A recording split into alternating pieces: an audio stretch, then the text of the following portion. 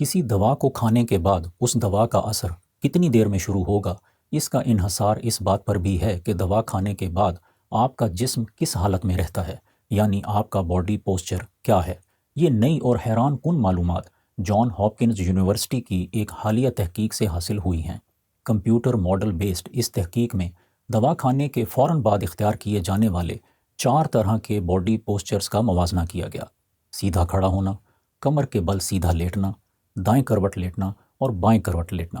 نتائج میں دیکھا گیا کہ دوا کا اثر سب سے زیادہ تیزی سے دائیں کروٹ لیٹنے میں شروع ہوا، جبکہ بائیں کروٹ لیٹنے میں اثر سب سے آہستہ رہا۔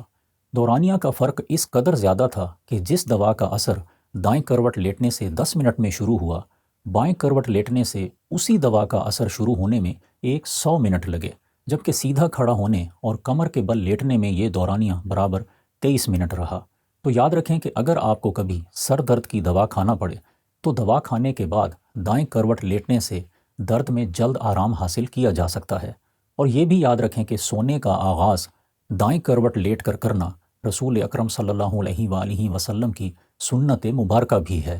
مجھے اپنی دعا میں یاد رکھیں۔ السلام علیکم۔